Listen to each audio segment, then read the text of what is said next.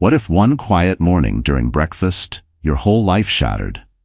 What if love turned into betrayal right before your eyes?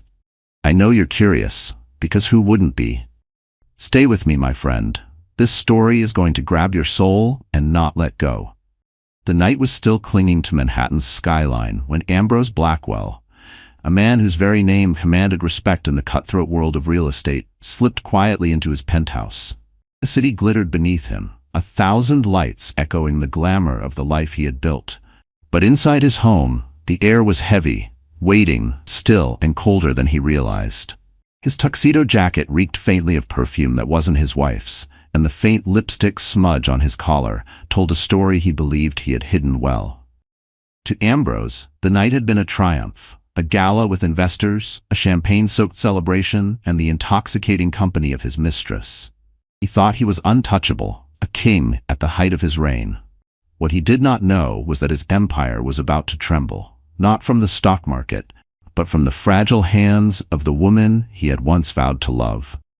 In the kitchen, the glow of the morning sun broke through floor-to-ceiling windows, illuminating Jacqueline Blackwell's trembling fingers as they rested on a stack of papers. She was 6 months pregnant, her belly a quiet testament to promises broken, to a future that suddenly seemed uncertain. She had waited all night, sleepless and hollow-eyed, replaying every whispered rumor, every unexplained absence, every perfumed trace that clung to her husband's clothes. Tonight, the truth had become unbearable, undeniable. She had heard it from friends, she had seen it in his dismissive eyes, but last night, when Ambrose didn't return, when the city swallowed him whole, Jacqueline finally accepted it. She was no longer the wife of his heart, only the keeper of his image. Her pulse thundered as she set the papers down at his usual breakfast seat. Not a love note, not a gentle plea, but divorce papers. Pages that carried the weight of her broken trust, her unborn child, her dignity. She wasn't the naive girl from upstate New York anymore, the one who had believed in fairy tales. She was a woman scorned, and though her body was tired, her spirit was ablaze with a single, unwavering decision. She would not be silent, she would not be humiliated, she would not raise her child in the shadow of betrayal. The penthouse clock ticked louder than usual, each second pulling her closer to the inevitable confrontation. She thought of the girl she used to be, the girl who had met Ambrose at a glittering gala during college, dazzled by his confidence and promise. That girl had believed ambition was romantic. That girl had followed him into boardrooms, into late-night strategy sessions, into dreams so big they swallowed their nights whole. That girl had sacrificed herself to support him, to be the calm anchor in his storm of ambition. And yet, where had it brought her? To this very morning, pregnant and abandoned, preparing to hand her husband the papers that would rip their world apart. Ambrose, careless in his arrogance, hummed to himself as he loosened his tie, striding toward the kitchen without noticing the stillness that hung in the air. To him, it was just another morning after another conquest. He expected Jacqueline to greet him softly, to set breakfast in front of him, to pretend nothing was wrong, just as she always had. He did not see the steel in her eyes, the quiet fire that had been building inside her heart, waiting for this exact moment. When he entered the kitchen, he froze. The sight was so ordinary it startled him. Jacqueline sitting at the table, her face pale but composed, the divorce papers neatly placed before her. For the first time in years, Ambrose felt the earth shift beneath him. She wasn't weeping, she wasn't shouting, she wasn't begging, she was silent, steady, and stronger than he remembered. The air between them was sharp enough to cut. "Good morning," she said softly, her voice trembling not with weakness, but with restrained fury. "I thought you'd like something different for breakfast today." Her hand slid the papers across the table toward him. Ambrose blinked, uncomprehending at first. Divorce papers? Here, in his sanctuary? He forced a smirk, the kind that had charmed countless investors and disarmed rivals. "Jacqueline, darling, what is this? Some dramatic gesture?" His words dripped with condescension, but even as he spoke them, his chest tightened. He recognized the calm in her eyes. It was the calm of someone who had already let go. Jacqueline's fingers brushed against her swollen belly, her gaze never leaving his. "It's not a gesture. It's the truth. You broke every promise. You broke me, and now, I won't let you break our child too." Her voice cracked at the word child, and for a fleeting second Ambrose saw not the woman challenging him, but the woman who had once stood beside him at the Plaza Hotel, radiant in white, her hand clasping his as they vowed forever. But that memory dissolved quickly, swallowed by the weight of his betrayal. The silence grew unbearable. Outside, the city roared with its usual morning chaos, taxis honking, sirens wailing, deals being struck. But inside the penthouse, time seemed suspended. Ambrose picked up the papers with trembling hands, his facade cracking. He tried to speak, but the words stuck in his throat. For the first time in his carefully orchestrated life, he didn't know what to say. Didn't know how to control the narrative. Jacqueline rose slowly, steadying herself against the table. She wasn't going to argue. She wasn't going to beg. She was simply going to leave him with the truth. Her lips trembled as she whispered, "You wanted a mistress? Fine. You can have her, but you'll never have me again." And with that, she turned toward the hallway, her bare feet soft against the marble floors. Ambrose's voice finally broke through, raw and panicked. "Jacqueline, wait." But she didn't stop. She didn't look back. Because she knew something he hadn't yet realized. The moment she handed him those papers, the real story had only just begun. And as the door closed behind her, Ambrose Blackwell understood for the first time that his greatest battle wasn't in boardrooms or billion-dollar deals. It was in the kitchen that morning, with the wife he had just lost forever. Glenn Mitchell Blackwell had never been the type of woman people expected to end up in the pages of glossy magazines or the gossip columns of Manhattan society. She wasn't born into wealth. She wasn't raised with silver spoons or weekends in Paris. She came from a quiet town in upstate New York, where life was measured by community fundraisers, church picnics, and the steady rhythm of small-town traditions. Her father had worked long hours at a local hardware store, his hands permanently rough from years of labor. Her mother was a schoolteacher, patient and devoted, teaching more than just math or reading, teaching values, honesty, sacrifice, and compassion. From a young age, Jacqueline stood out, not because of money or status, but because of her ambition. While her peers were content with the narrow world of their hometown, she dreamed of city skylines and opportunities bigger than herself. She was a girl who volunteered at every charity event, who stayed up late studying by lamplight, who believed that if you worked hard enough, you could reach the stars. Her dream was simple yet powerful: to make a difference, to matter in a world that too often ignored women who looked like her. She won a scholarship to an Ivy League university, a miracle in itself. Stepping into New York City for the first time, she felt both terrified and alive. The streets roared with ambition, with people who walked fast and talked faster, with opportunities hidden around every corner. Jacqueline threw herself into her studies, determined not to waste the gift she'd been given. She studied economics, volunteered at charity events, and balanced 3 part-time jobs to cover the expenses her scholarship didn't. Life was exhausting, but every step brought her closer to the woman she wanted to become. It was at one of those charity galas during her junior year that her path crossed with Ambrose Blackwell. She had been working the event, serving hors d'oeuvres to wealthy donors. He was already making a name for himself, an ambitious entrepreneur, carving out a slice of Manhattan real estate with his ruthless charm. She noticed him before he noticed her. Tall, confident, laughing easily among men twice his age, he looked like someone born to win. When their eyes finally met, something inside Jacqueline shifted.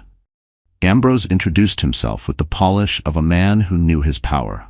But instead of brushing her off as another student worker, he asked her about her studies, her ambitions. She remembered being surprised by how intently he listened, how he laughed at her nervous jokes, how his gaze lingered just a little too long. For Jacqueline, who had never believed herself particularly glamorous or worldly, his attention was intoxicating. For once, she felt seen, not as the poor scholarship girl, not as the waitress balancing plates, but as a woman with dreams worth listening to. Their courtship was a whirlwind. Candlelit dinners on the Hudson, late-night walks through Central Park, weekends in the Hamptons he borrowed from business partners. Jacqueline was swept into a world she had only glimpsed from a distance. And though there were warning signs, his obsession with winning the way his phone never stopped buzzing, the occasional sharpness in his tone when she questioned him. She chose to ignore them. She told herself this was what ambition looked like. This was what it took to succeed. And Ambrose, with his magnetic confidence, made her feel like she belonged in that glittering world. By the time she graduated, she was not just Ambrose's girlfriend. She was his partner. She helped him draft business proposals, listened to his anxieties, celebrated his victories. When he proposed at the Plaza Hotel in front of 100 flashing cameras, she said yes without hesitation. Their wedding was covered in lifestyle magazines, complete with Jacqueline in a custom gown and Ambrose smiling like a man who had conquered both love and empire. But the truth was, Jacqueline had also made sacrifices, silent ones, the kind women often make in the name of love. She turned down a job offer at a prestigious nonprofit to focus on their marriage. She learned how to move in his world, how to host dinners for investors, how to smile politely at women who looked at her like she didn't belong. She convinced herself that it was temporary, that her own dreams could wait, that building Ambrose's empire together was enough. Years passed, his wealth grew, his name became synonymous with power, and Jacqueline learned to live in the shadows of his ambition. Yet she never lost her softness. She still volunteered, still believed in small kindnesses. She had a way of making people feel seen, even when she herself felt invisible. But behind closed doors, cracks began to form. Ambrose stayed out later, his explanations thinner, his temper sharper. And Jacqueline, once so confident in her worth, began to question whether she mattered to him at all. When she found out she was pregnant, her heart swelled with hope. She thought maybe this would bring them closer again. Maybe Ambrose would slow down, remember the love that had once bound them. For a brief moment, it seemed true. He kissed her belly, whispered promises of being the best father, and told her they were entering a new chapter. Jacqueline believed him because she wanted to. Because love, even when bruised, clings to hope. But the reality was harsher. As her belly grew, so did his distance. As she spent nights alone, folding baby clothes and imagining a nursery, Ambrose spent nights in hotel suites, at galas, or in the arms of another woman. Jacqueline felt the shift like a knife. The way he stopped touching her, the way his eyes drifted elsewhere, the faint perfume on his suits. Each small betrayal cut deeper than the last until she could no longer ignore what was happening.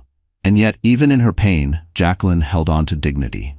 She wasn't the type to scream in public, to hurl accusations. She endured quietly for the sake of the child she carried. But deep down, something inside her was hardening. She remembered her mother's words, "Never let anyone decide your worth, not even the man you love." That morning at breakfast, when she slid those divorce papers across the table, it wasn't just an act of anger. It was the culmination of years of sacrifice, of swallowed tears, of choosing silence over confrontation. Jacqueline had finally chosen herself. She had finally chosen her child. What Ambrose didn't know, what no one knew, was that Jacqueline was stronger than she had ever been. She wasn't just a wife scorned, she was a mother determined. And this was only the beginning of her transformation. Because beneath her grief, Jacqueline carried a secret that would turn Ambrose's empire upside down, and he would soon learn that betraying her was the most costly mistake of his life. The Blackwell penthouse was more than a home, it was a symbol.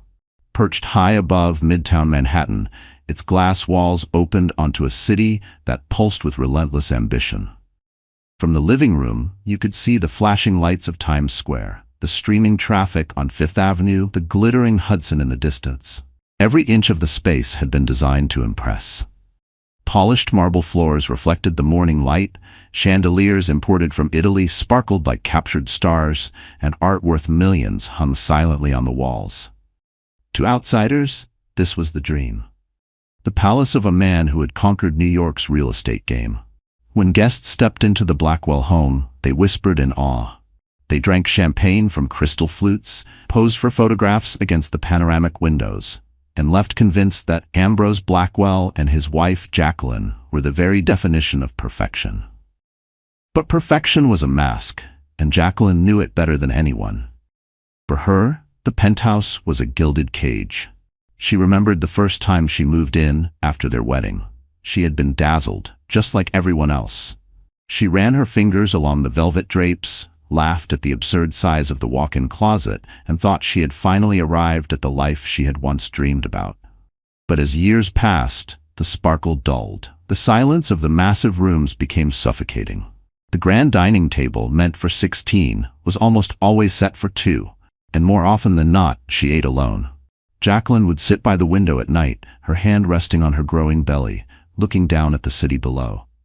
The world outside was alive, filled with people chasing dreams, laughing, living. Yet inside, in her marble palace, she felt like a ghost. Every sound, the click of her heels on the polished floors, the hum of the central air, the faint ticking of the Cartier clock on the mantel, reminded her how empty the space truly was. The penthouse had different layers, each reflecting Ambrose's hunger for power. The lower level was designed for entertaining, a wine cellar stocked with rare vintages, a library filled with first editions, and a private theater where he hosted screenings for investors. The upper level was more private, their bedroom, a spa-like bathroom with a tub carved from a single block of Italian stone, and a nursery in progress, decorated with soft creams and pale blues. Jacqueline had chosen the wallpaper herself, a pattern of tiny stars and moons she hoped would soothe their baby at night. But Ambrose had barely set foot in the room. Instead, his kingdom was the office, a fortress of glass and steel that dominated one corner of the penthouse. Floor-to-ceiling bookshelves displayed awards and framed magazine covers bearing his face.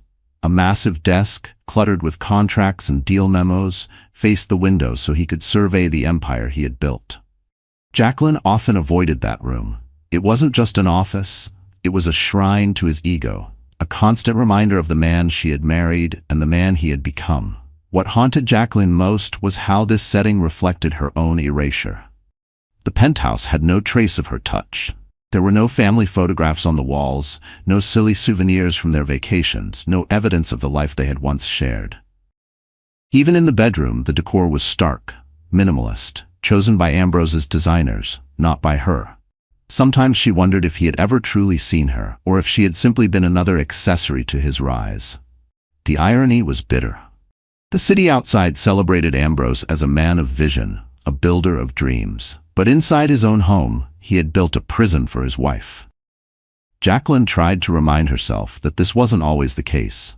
There had been moments early on when laughter echoed off the walls, when their shared dreams filled the empty spaces. But those moments had faded, replaced by business dinners, whispered phone calls, and nights when Ambrose didn't come home at all. That morning, as she slid the divorce papers across the kitchen table, Jacqueline couldn't help but glance around the space one more time. The marble counters, the gleaming appliances, the vase of fresh lilies Ambrose had ordered through his assistant, not for her, but for appearances. Everything looked perfect. Too perfect. A stranger walking in might think they were the happiest couple in Manhattan, but Jacqueline knew the truth. Her mind drifted to the gala Ambrose had attended the night before. She could picture it clearly. Crystal chandeliers, gold-trimmed tables, men in tuxedos and women in gowns glittering with diamonds. That was his true setting. Not home with her, but out there, where ambition and temptation blurred into one. She imagined him smiling for cameras, whispering in the ear of the woman on his arm, his mistress, while the world applauded his success. The contrast was almost unbearable.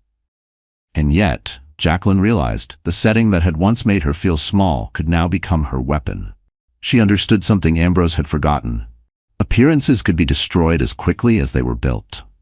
He had built his empire on perception, on the illusion of being invincible, untouchable, adored. But illusions were fragile. All it took was one crack in the glass, one truth exposed, and the entire structure could shatter. She took a deep breath, her eyes scanning the skyline through the window. This city had a way of crushing people, but it also had a way of lifting them higher than they ever thought possible. Jacqueline was no longer content to be crushed. She wasn't leaving this penthouse empty-handed, nor was she leaving it defeated. She would find her strength here, in the very place that had once silenced her. Because this setting, this luxurious, cold, glittering cage, wasn't just the backdrop of her humiliation. It was about to become the stage of her rebirth. And as Ambrose stood frozen at the table, staring at the divorce papers, he had no idea that the walls of the very penthouse he adored were about to bear witness to the unraveling of his empire. Ambrose Blackwell was the kind of man people either envied or feared. To the world, he was the definition of a self-made tycoon, born with nothing, rising through grit, charm, and relentless hunger. He had built a real estate empire worth billions before turning 40, his name whispered with reverence in boardrooms from Wall Street to Hong Kong. To investors, he was magnetic. To journalists, he was a story that sold. To mistresses, he was temptation wrapped in power. But to Jacqueline, Ambrose was something else entirely, an illusion. The man she had once adored, who had wooed her with candlelight dinners and whispered dreams, was no longer there. In his place stood a man intoxicated by success, convinced he was untouchable, careless with the very foundation that had allowed him to climb so high. He had begun to treat life like one of his business deals, calculate risk, maximize gain, discard what no longer served him. Unfortunately, Jacqueline and their unborn child had become just another liability in his eyes. Ambrose loved the spotlight. He thrived on the attention of women who saw him not as a husband or father, but as a golden ticket. Among them, one figure stood out, Cassandra Ward. Cassandra was everything Jacqueline was not, at least in the shallow terms Ambrose valued. She was 27, with raven hair, a body sculpted by personal trainers, and a sharp tongue that made her seem daring in a crowd. She worked in luxury PR, orchestrating glamorous galas and product launches, which made her presence in Ambrose's orbit seem convenient. But convenience had nothing to do with it. Cassandra knew how to flatter him, how to stroke his ego until he felt invincible. And Ambrose, blinded by vanity, mistook her manipulation for admiration. To society, Cassandra was just another pretty face attached to a powerful man. But behind closed doors, she wielded influence. She whispered into Ambrose's ear that he deserved better than a wife who stayed home in maternity clothes. She laughed at his jokes, told him he was the smartest man she'd ever met, and reminded him at every opportunity that he was still young, still desirable, still unstoppable. She was poison disguised as champagne, bubbly, intoxicating, and lethal in the long run. Jacqueline had heard her name long before she saw her. Rumors in society circles traveled fast. Ambrose Blackwell's new protégé, they called her, though everyone knew what that really meant. At galas, people whispered, exchanged knowing glances when Ambrose and Cassandra disappeared at the same time. Jacqueline, humiliated but determined to preserve her dignity, ignored the whispers as long as she could. But last night, when Ambrose stayed out until dawn, the truth became impossible to ignore. Ambrose himself didn't even try to hide it anymore. That was the cruelest part. He strutted through the penthouse like nothing was wrong, his cologne tinged with the scent of another woman's perfume. He told himself Jacqueline would never leave him, that she needed him, depended on him, couldn't survive without him. That arrogance was his downfall. The contrast between them was stark. Jacqueline, swollen with the child they had created, waiting alone in a cavernous penthouse, while Ambrose lounged in VIP booths with Cassandra, her laughter ringing in his ear. To Ambrose, Jacqueline had become invisible, her sacrifices irrelevant, her love forgotten. He convinced himself that as long as he provided financially, he owed her nothing else. Cassandra, on the other hand, played her part perfectly. She paraded herself at his side in sequined gowns, photographed at charity events, whispering promises of a glamorous future that Jacqueline could never compete with. She was bold where Jacqueline was gentle, reckless where Jacqueline was careful, shallow where Jacqueline was profound. And Ambrose, addicted to novelty, mistook her recklessness for passion. But Cassandra wasn't in love. She was strategic. She knew Ambrose's weaknesses, his ego, his need for validation, his fear of growing old and irrelevant.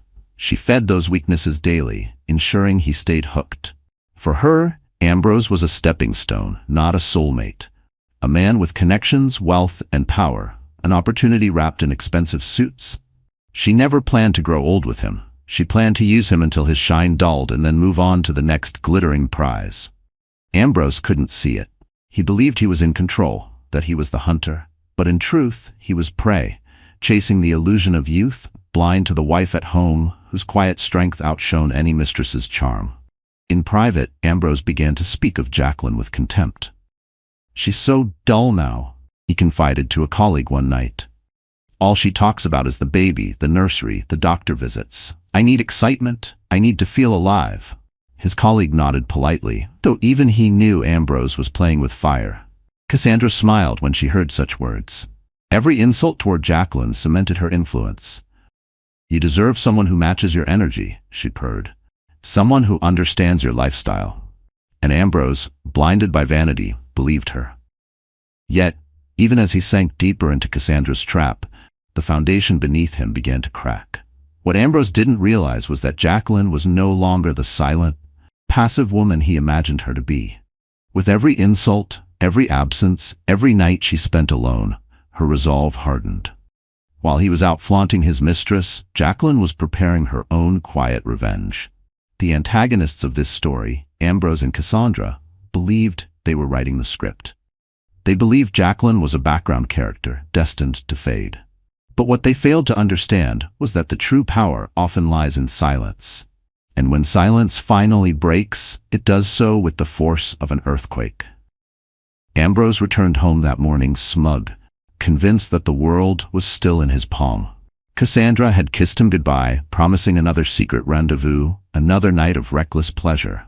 He thought nothing could shake him. But when he walked into the kitchen and saw Jacqueline waiting with divorce papers, his confidence faltered for the first time in years.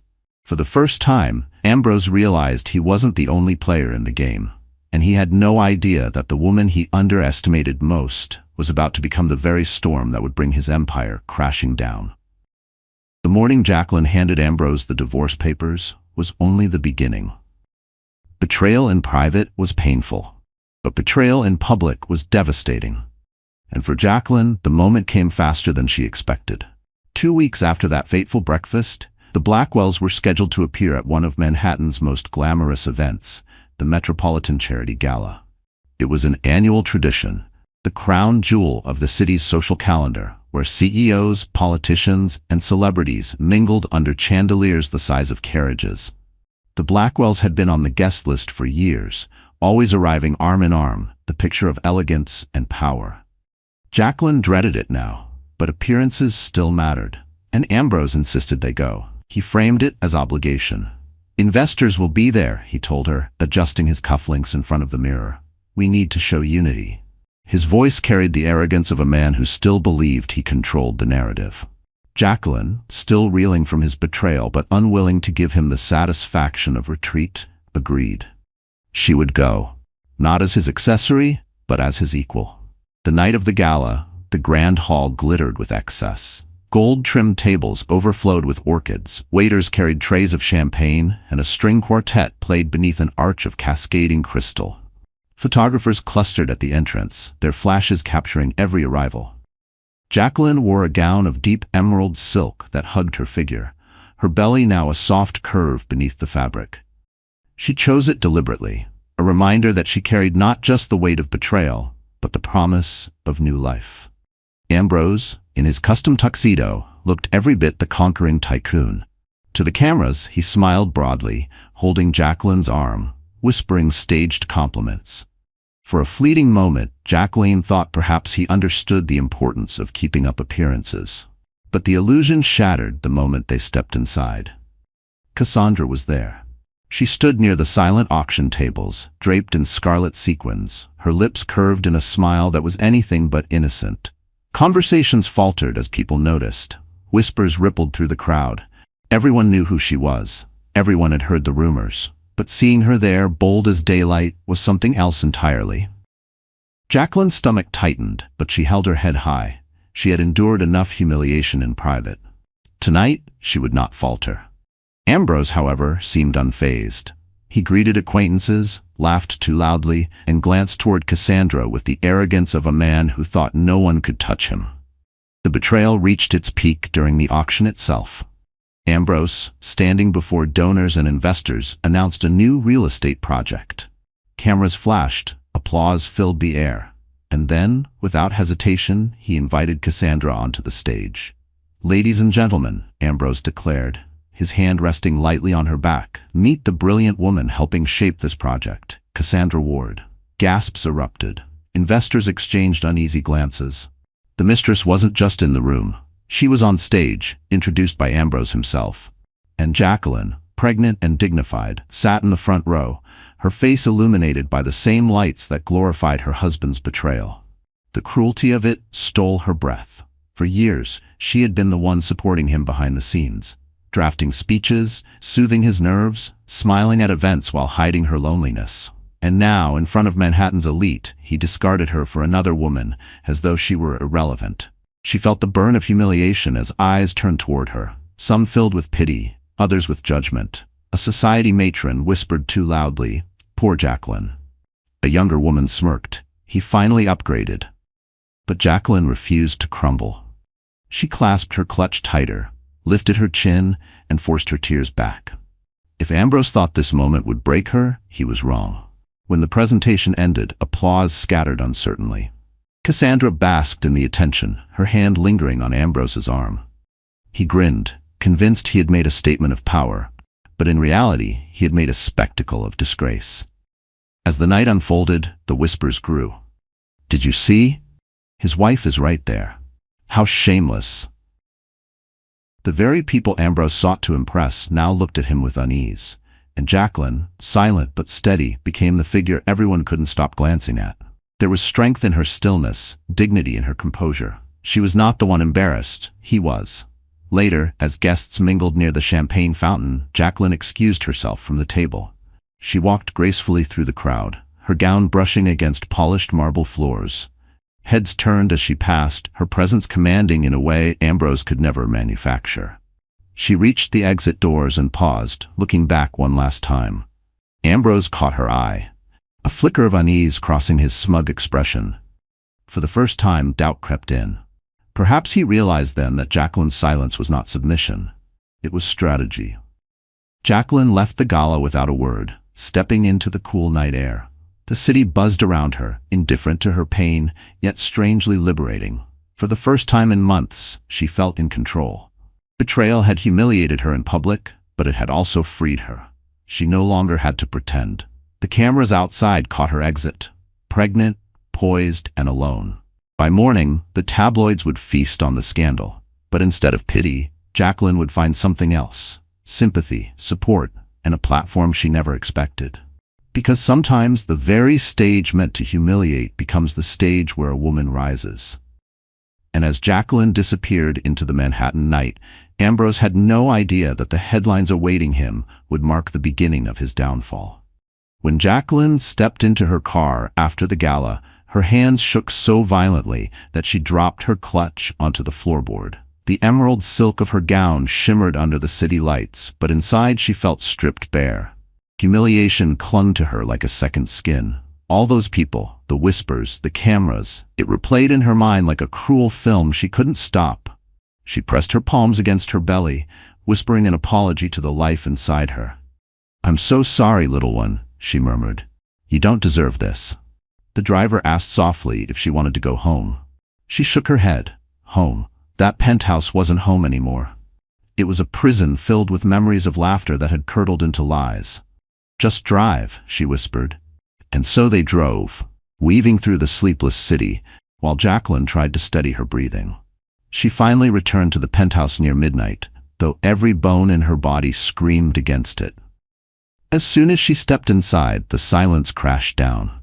The crystal chandelier above glimmered mockingly, as if to remind her that she was trapped in a palace of betrayal. She tore off her heels, her footsteps echoing across the marble as she collapsed onto the velvet sofa. Tears came then, uncontrollable and raw. For weeks she had fought to stay composed, to hide her pain behind polite smiles and steady words. But now the dam broke. She sobbed until her throat burned, clutching a throw pillow as though it could hold her together. Her body shook, her chest heaved, and for the first time since Ambrose's betrayal, she allowed herself to fall apart. It wasn't just the public humiliation. It was everything. The years of sacrifice, the loneliness, the way she had abandoned her own dreams to build his. The moments she told herself to stay silent for the sake of peace. The hundreds of nights she fell asleep alone while he was out chasing glory. Every memory rushed back like a flood, drowning her in grief. Jacqueline thought about her parents, about the values they had instilled in her. They had raised her to be strong, to endure, to hold her head high. But in this moment she felt like she had failed them. And failed herself. She thought about the girl she used to be, the one who dreamed of making a difference in the world. Where had that girl gone? Somewhere along the way, she had buried her under layers of compromise and sacrifice, until only Ambrose's shadow remained. Her phone buzzed on the coffee table. Dozens of notifications from news outlets and gossip blogs. Headlines screamed across the screen, "Blackwell wife humiliated at gala. Mistress takes center stage. Pregnant wife watches in silence." The end of the Blackwell fairy tale? Jacqueline turned the phone face down, unable to bear another word. Her chest ached, her pulse pounded, and despair clawed at her throat. She was exhausted, more than she had ever been in her life. For a terrifying moment, she wondered if she had the strength to go on. She dragged herself to the nursery, a place that had once filled her with hope. The wallpaper of tiny stars and moons shimmered faintly in the dark. She sank into the rocking chair, resting her hands on her belly. The baby kicked gently, as if reminding her she wasn't alone. The sensation brought fresh tears to her eyes. "I don't know how to do this," she whispered into the silence. "I don't know if I'm strong enough." Her thoughts spiraled. What if Ambrose took everything? What if she ended up penniless, raising a child on her own in a city that chewed up the weak? What if the world only ever saw her as the woman who was left, the wife who wasn't enough? Fear gripped her like a vice. She had always been resilient, but betrayal had cracked her in ways she didn't know how to repair. The following days blurred together. She barely ate. She wandered the penthouse in silence, haunted by memories of a love that no longer existed. Every corner reminded her of Ambrose, his laughter in the office, his cologne lingering in the bedroom, the way he used to hold her hand at the balcony railing. Even the sound of the city below seemed cruel, a reminder that life went on while hers had crumbled. Friends called. She ignored them. Her mother's best friend left a voicemail, pleading for her to visit, but Jacqueline couldn't bear the thought of facing anyone. She felt too exposed, too fragile. It was as if the whole world had witnessed her humiliation and was waiting to see if she would rise or collapse. One evening, she stood at the window, staring at the twinkling skyline. The city had once filled her with awe. Now it mocked her. She pressed her forehead against the glass, her reflection staring back at her, pale, tired, broken. "Who are you?" she whispered. She barely recognized herself anymore. Her breakdown reached its peak the night she discovered Ambrose had given Cassandra one of her necklaces, a sapphire pendant that had been a wedding gift from her parents. She saw the photo online, Cassandra wearing it at another event, smiling smugly beside Ambrose. The betrayal cut deeper than ever. Jacqueline collapsed onto the floor, clutching her belly, her sobs echoing through the empty penthouse. It was in that moment, at her lowest point, that something inside her shifted. She realized she couldn't keep living like this. She couldn't keep drowning while Ambrose thrived. She had someone depending on her now, someone who deserved better than a broken mother. Her baby needed her to rise. Jacqueline wiped her tears, though her hands still trembled. She wasn't ready yet. She still felt shattered. But somewhere, deep in the rubble of her heart, a spark glowed faintly. A spark that whispered of survival, of strength, of transformation. And as she sat there in the dark, clutching her belly, Jacqueline had no idea that an unexpected ally was about to step into her life and ignite that spark into a fire. The morning after Jacqueline's collapse on the nursery floor, she awoke with swollen eyes and an aching body. For the first time in weeks, however, there was something new in her chest, a flicker of resolve. She sat up slowly, one hand on her belly, and whispered, "I will not let him destroy me. I will not let our child inherit this pain." Her phone buzzed again. Normally she ignored it, but this time she answered. The voice on the other end startled her. It was Daniel Whitaker, an old acquaintance from her university days. Daniel had once been a shy, studious boy who admired her from afar, but life had changed him. Now he was one of New York's most respected attorneys, known for his unshakable integrity and courtroom brilliance. "Jacqueline," he said gently, "I saw the news. I won't pretend to know all the details, but if you need someone in your corner, someone you can trust, I'm here." Her throat tightened. For weeks, she had felt utterly alone. Now, for the first time, someone was offering support without judgment. "Daniel," she whispered, "I don't even know where to begin." "Begin with the truth," he replied. "Everything Ambrose has done, everything you've endured. Don't hold back. I'll handle the rest." Jacqueline hesitated. Years of silence and self-preservation made her cautious. But something in Daniel's tone, steady, kind, certain, broke down her walls. She told him everything. The loneliness, the mistress, the humiliation at the gala, the necklace stolen from her past. By the time she finished, her voice shook with exhaustion, but Daniel's response was firm. "Jacqueline, you're stronger than you think. And Ambrose may have power, but he's not untouchable. You have more leverage than you realize." She frowned. "What do you mean?" Daniel hesitated, then lowered his voice. "Ambrose's empire isn't as clean as it looks. I've seen whispers and legal filings, loopholes, shady partnerships. If he pushes you into divorce without fairness, those secrets could surface. You're not powerless, Jacqueline. You're dangerous to him." Her heart pounded. For so long, she'd felt like the weaker one, the discarded wife. Now, for the first time, she saw the possibility of standing on equal ground. Over the next week, Daniel became her anchor. He visited the penthouse, helping her gather documents, reviewing contracts Ambrose had once asked her to sign without explanation. In her old journals, she had scribbled notes from conversations, things Ambrose let slip late at night when he thought she wasn't listening. Each scrap of information became valuable now. One evening, as they sat in the nursery surrounded by papers, Daniel leaned back in his chair. "Jacqueline, do you realize what you have here? If Ambrose tries to take everything from you, you can dismantle his entire image. You hold the match that could set his empire on fire." Jacqueline stared at the pile of evidence, her pulse racing. For years, Ambrose had made her feel invisible. But invisibility had its advantages. While he dismissed her, she had quietly absorbed details, patterns, mistakes he thought went unnoticed. And now, those details could become her weapon. The idea terrified her. She wasn't a fighter by nature. She was a nurturer, a believer in forgiveness and grace. But betrayal had forged her into something new, a woman who would do anything to protect her child. Daniel seemed to sense her fear. He reached across the table, his hand covering hers. "You don't have to become him to beat him. You just have to be brave enough to stand in the light." His words settled in her heart like a promise. She wasn't becoming Ambrose. She was becoming herself again. The woman her parents raised, the woman she had buried beneath sacrifice. Days turned into nights of preparation. Daniel coached her on what to say, how to hold her ground. Together, they built a case that could not only secure her divorce, but expose Ambrose's hypocrisy.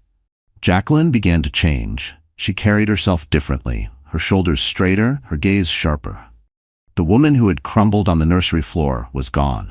In her place stood someone reborn. But the twist wasn't only legal. Jacqueline discovered something else, something deeply personal. Late one night, Daniel admitted quietly, "Jacqueline, I don't just see you as a client. I see you as the woman I always admired, even back in college. You were light then, and you're light now, even when you don't see it." His confession stunned her. She had been invisible to Ambrose for so long that she had forgotten what it felt like to be seen. She didn't respond immediately. Her heart was still too raw, but something inside her stirred. Perhaps she wasn't unlovable. Perhaps she wasn't the discarded wife she feared she had become. Still, Jacqueline knew she had to tread carefully. Her focus wasn't romance. It was survival. It was reclaiming her life, her dignity, her child's future. Yet Daniel's presence gave her strength in ways she hadn't expected.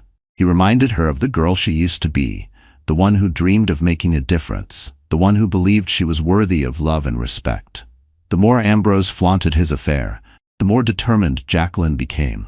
She no longer cried when she saw his name in headlines with Cassandra.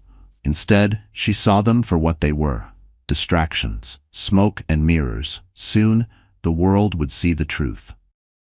One afternoon, Jacqueline stood by the window of the penthouse, looking out at the skyline. The city no longer mocked her, it challenged her. She pressed her palm against the glass and whispered, "I'm ready." Behind her, Daniel's voice was steady. "Then let's begin. What neither of them knew was that Ambrose had already sensed the shift, and he was preparing a countermove that would test Jacqueline's courage more than ever. The woman who once hid in silence was gone. Slowly but surely, Jacqueline Blackwell was shedding the fragile shell Ambrose had forced her into, and something new, something stronger, was emerging. The change began subtly. She replaced the shapeless maternity dresses Ambrose had once mocked with elegant gowns tailored to her form, garments that celebrated her pregnancy instead of concealing it. She visited the salon for the first time in months, allowing a stylist to restore the soft chestnut waves of her hair. When she looked in the mirror afterward, she barely recognized herself. Her reflection no longer showed a woman broken by betrayal. It showed a woman reborn, glowing with both vulnerability and quiet defiance. Daniel noticed it too. When he arrived at the penthouse one afternoon, briefcase in hand, he paused, visibly struck by the sight of her. "You look powerful," he said softly. Jacqueline smiled, her hand brushing her growing belly. "I have to be," she replied, "for both of us." But her transformation wasn't just external. It was a mental rebirth. For weeks, Daniel had been guiding her through strategy sessions, teaching her how to control a narrative, how to face Ambrose without fear. At first her voice trembled, but with each rehearsal, with each affirmation, she grew steadier, sharper, fiercer. She practiced in the mirror until she could look into her own eyes and say the words that once terrified her. "I am enough. I am worthy. I will not be destroyed." The first test of this new strength came at a charity luncheon hosted by one of Manhattan's most influential socialites. Jacqueline debated not attending. After the humiliation at the gala, her instinct was still to avoid crowds. But Daniel urged her to go. "People need to see you," he said. "Not as a victim, but as a woman standing tall." And so, Jacqueline arrived at the luncheon in a sapphire gown, her head held high. The room fell silent as she entered. Conversations paused, eyes turned. The whispers began, but this time she didn't shrink from them. She walked with grace, her posture flawless, her gaze steady. Some faces softened with sympathy, others hardened with envy.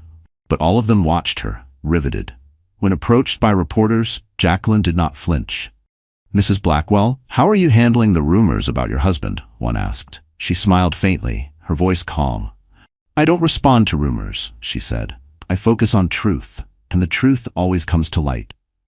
The answer spread like wildfire.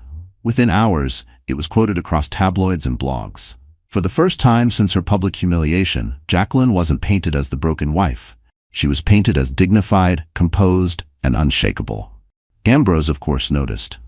That evening, he stormed into the penthouse, his face red with fury. "What are you doing?" he demanded. "Undermining me in front of the press?" Jacqueline stood calmly at the kitchen counter, sipping tea. "I didn't undermine you," she replied coolly. "I spoke the truth." Her calmness infuriated him more than anger ever could. He slammed his hand against the marble countertop. "You think you're clever now? You think anyone cares about you without me?" Jacqueline met his glare without flinching.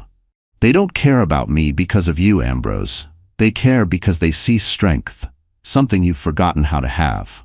For the first time, Ambrose faltered. He saw it, the spark in her eyes, the steel in her tone. She wasn't the obedient woman he had discarded. She was something else now, something he could no longer control.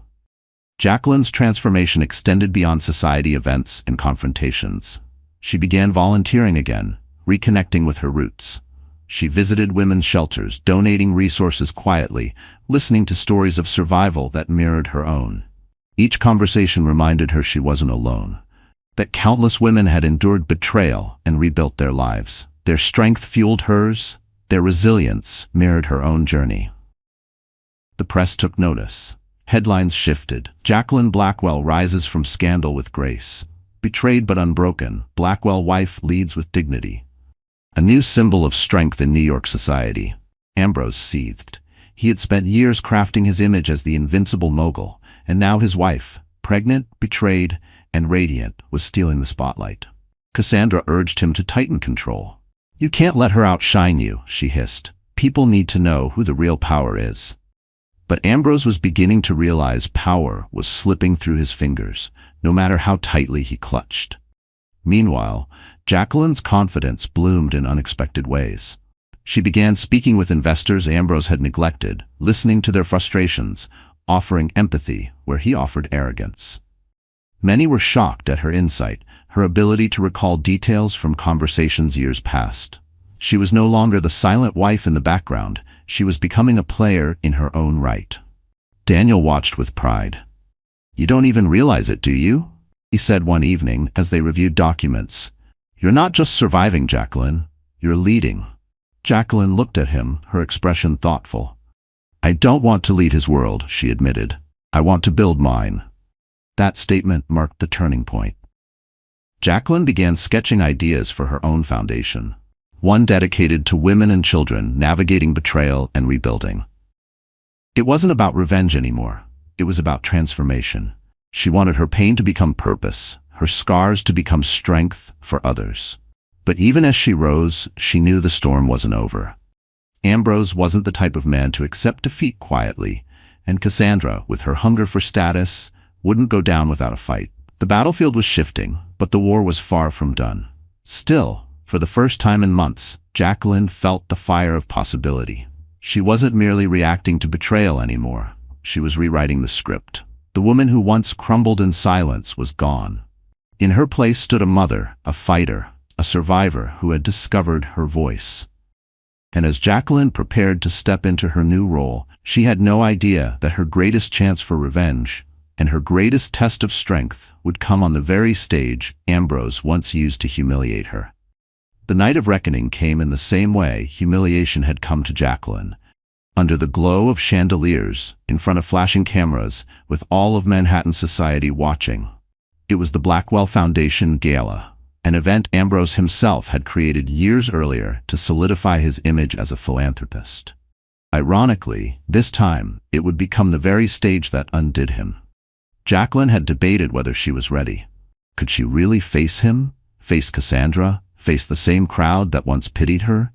But as she stood before her mirror that evening, smoothing the fabric of her ivory gown, she realized she wasn't walking into battle for herself alone.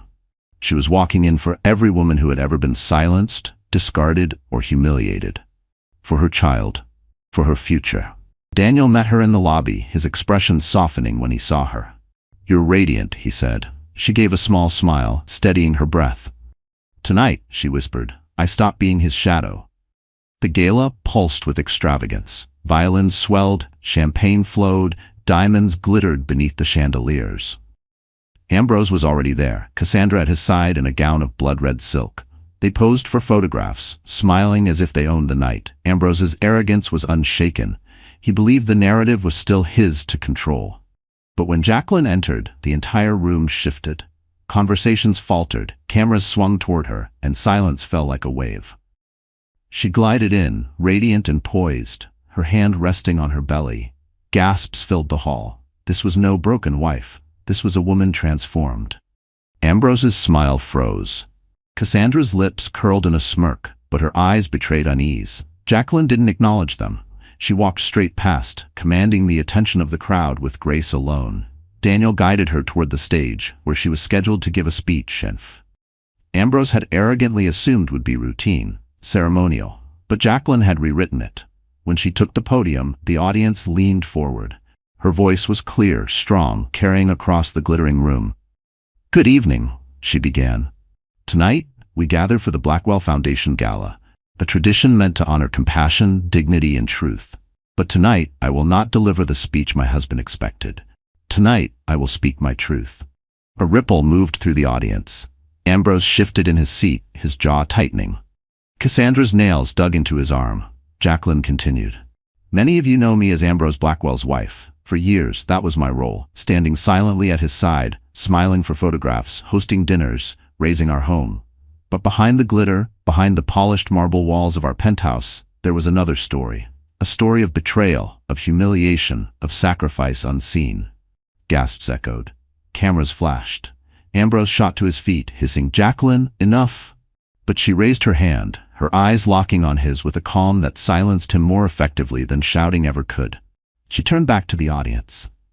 "I was betrayed not just as a wife, but as a woman who gave up her dreams to build someone else's. Betrayed in private, and finally, betrayed in public. You all saw it. You all whispered, and I carried the weight of that silence alone. The hall was so quiet, the chandeliers seemed to hum. Jacqueline's voice steadied further. But silence is no longer my choice. I will not be invisible. I will not be discarded, and I will not allow my child to inherit shame instead of dignity. At that, she gestured toward Daniel, who handed her a folder. She opened it, holding up the evidence they had gathered: documents, contracts, financial records.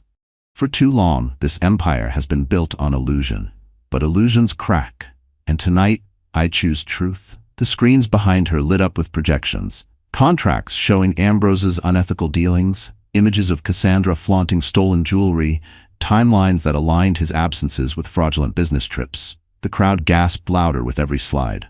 Investors muttered, journalists scribbled, cameras clicked furiously. Ambrose lunged forward. "This is slander," he shouted. "None of this means anything." But Jacqueline's voice cut through. "It means everything, Ambrose, because the world deserves to know the man behind the mask, and I deserve to reclaim my voice." The audience erupted, not with pity this time, but with applause. Women rose to their feet, clapping, nodding, tears in their eyes. Men who had once envied Ambrose now whispered furiously among themselves, realizing the emperor had no clothes. Ambrose stood frozen, his face pale, sweat forming at his temples. Cassandra tried to pull him back, but the photographers swarmed, their lenses capturing every crack in his composure.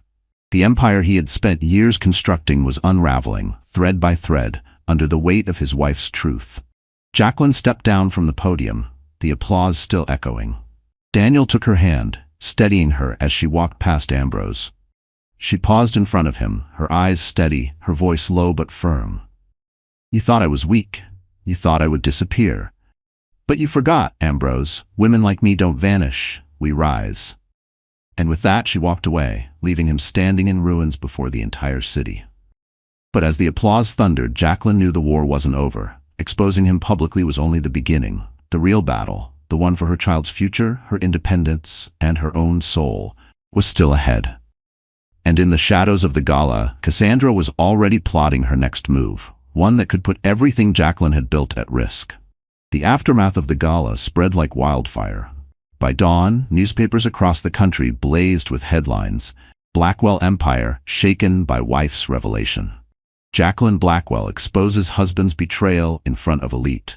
From humiliation to heroine, the rise of Jacqueline. For Ambrose, it was the beginning of the end. Investors pulled out within days. Stocks tied to his companies plummeted. Government officials announced investigations into his business practices, spurred by the very evidence Jacqueline had revealed. Cassandra, realizing her golden ticket was crumbling, vanished from his side almost overnight. The woman who had once whispered promises of devotion now refused to take his calls. Ambrose raged, threatened, begged, but none of it mattered. The empire he had built on arrogance and illusion was collapsing brick by brick. For the first time in years, he was powerless. And Jacqueline? She was free. The divorce proceedings, guided by Daniel's steady hand, ended swiftly and decisively. Ambrose tried to fight, but the evidence stacked against him left him cornered. Jacqueline secured financial independence, the penthouse, and full custody of her child. She had not only survived, she had triumphed. But her victory wasn't defined by money or property. It was defined by dignity.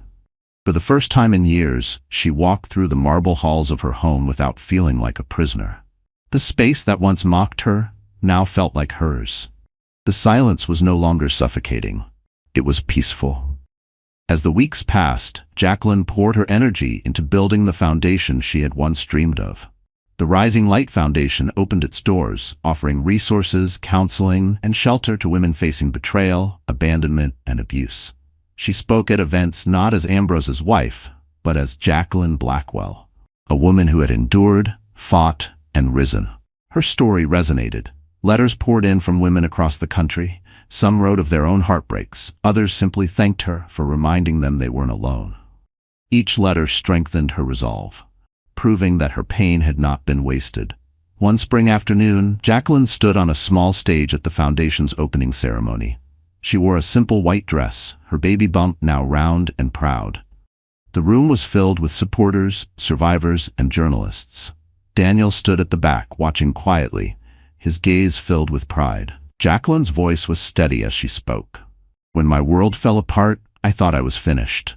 I thought betrayal had destroyed me. But I was wrong. It didn't destroy me. It revealed me.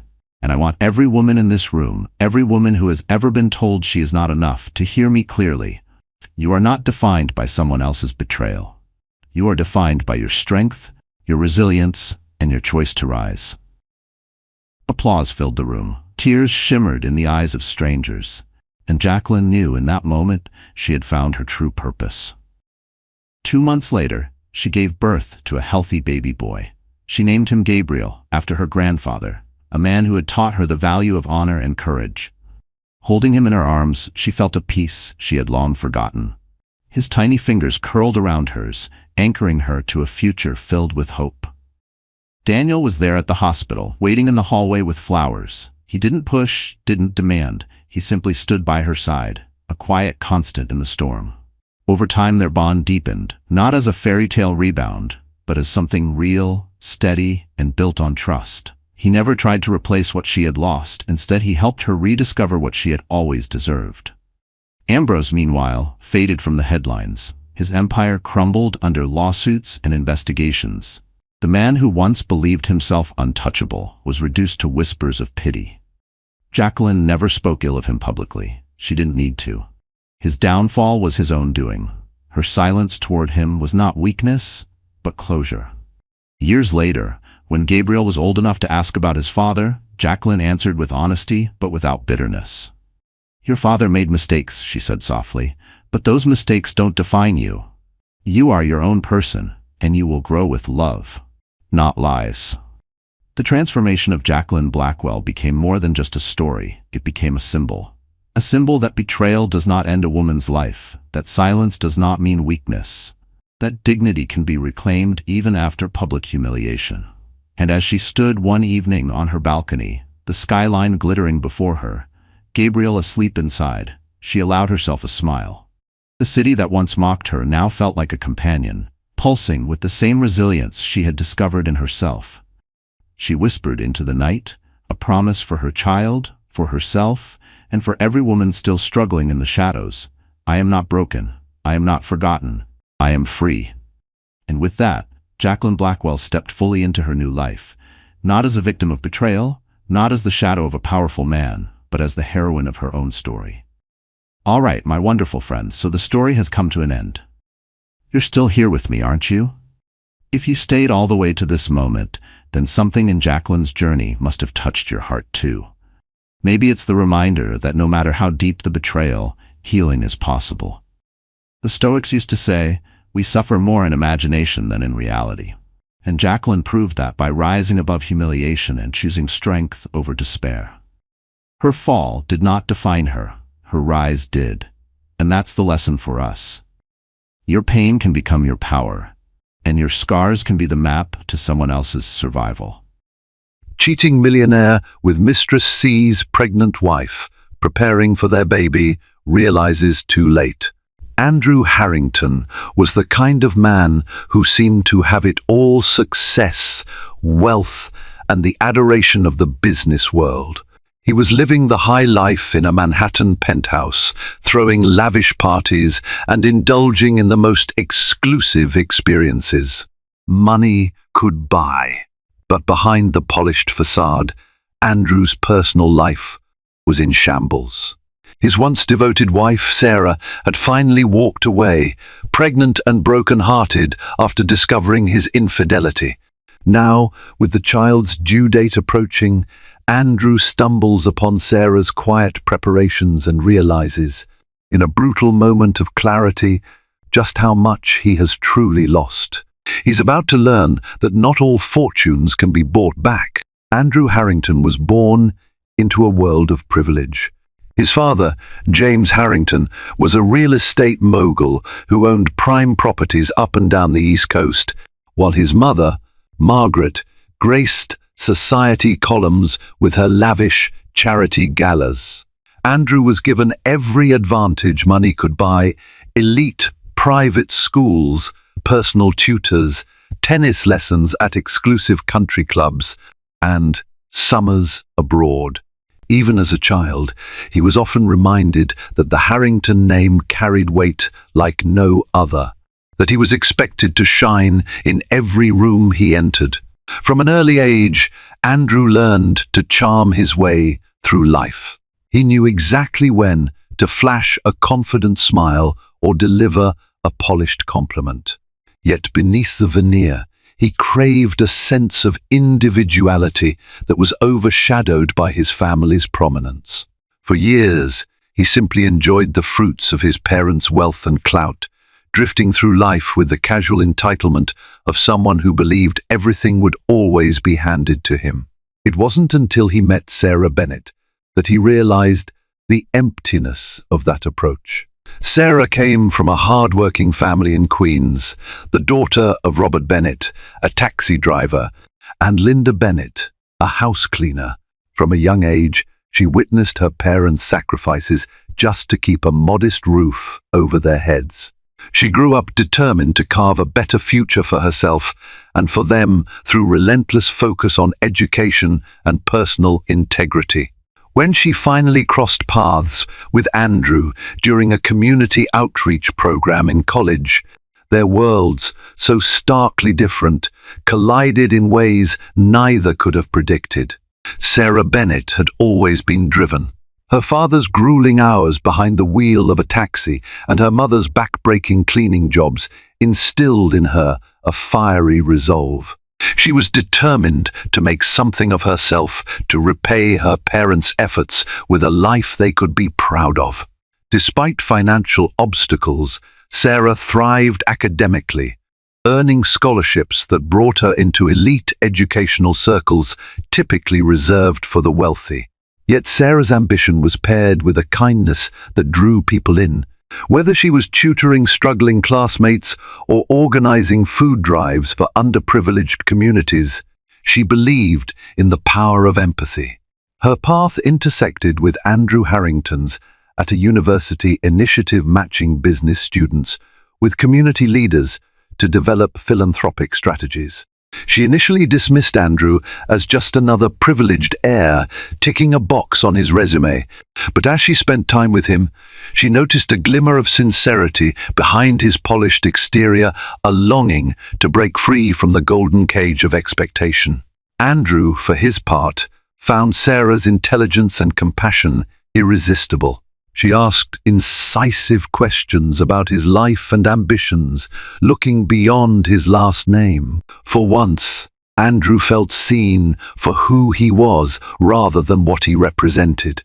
Their romance developed over shared projects, long conversations about social impact, and evenings spent quietly poring over business plans that could do more good than harm. Andrew began to imagine a future beyond the glossy events of Manhattan's elite, and Sarah found a softer side of him that wasn't apparent at first glance. By the time they graduated, Andrew was hopelessly in love with Sarah. He admired her no-nonsense approach to life and her unwavering moral compass. Sarah, though cautious, grew to trust Andrew's evolving sense of purpose. He began distancing himself from the more frivolous aspects of his upbringing, channeling his inherited resources into charitable ventures with Sarah's guidance. Tongues started wagging in Andrew's social circle. Friends who had known him only as a fun-loving heir wondered why he would settle down with someone outside their privileged sphere. Sarah, too, faced skeptical looks from people who assumed she was a gold digger or social climber. Undeterred, they found strength in each other. Their bond deepened as they navigated these conflicts together. Andrew introduced Sarah to his parents with some trepidation.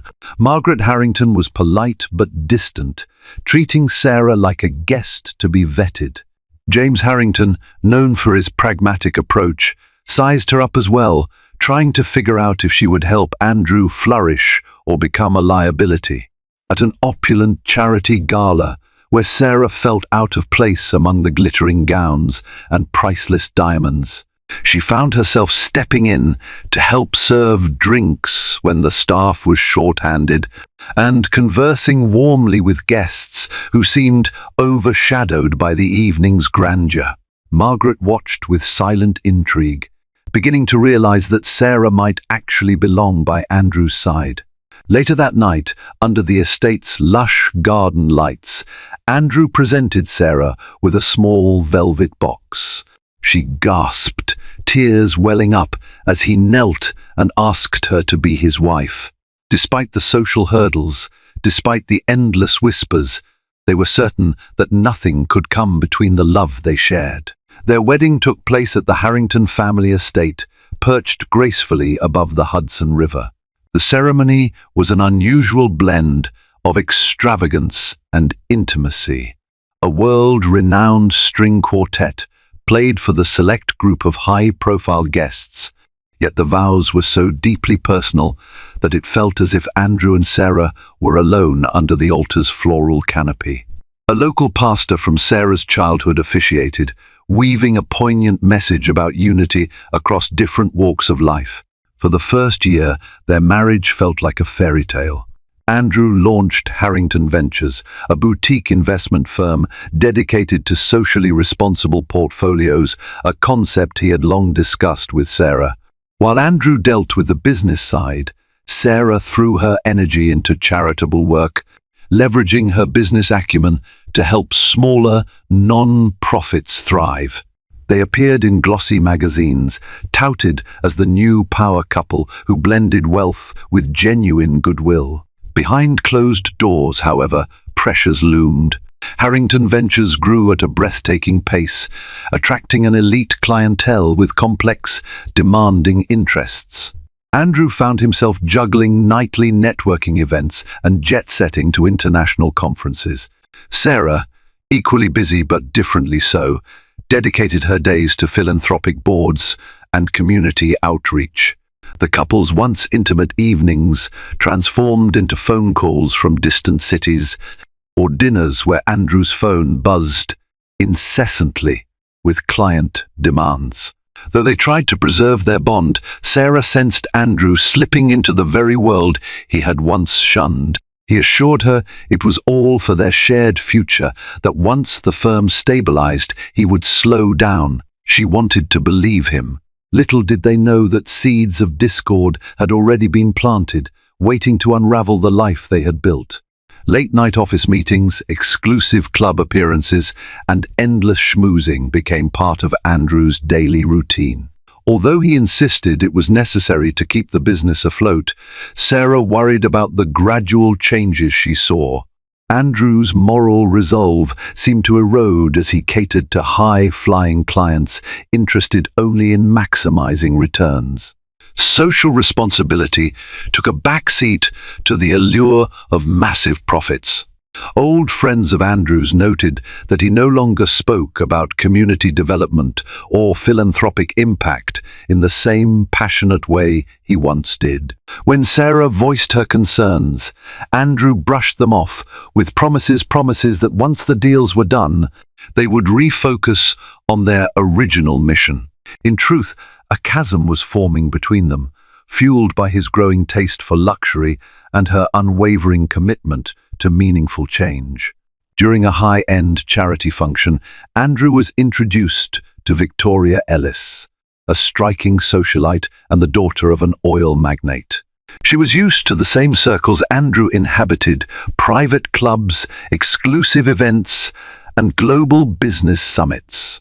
While Sarah attended fewer of these gatherings, preferring to spend her evenings actually working on charitable projects, Victoria made her presence known.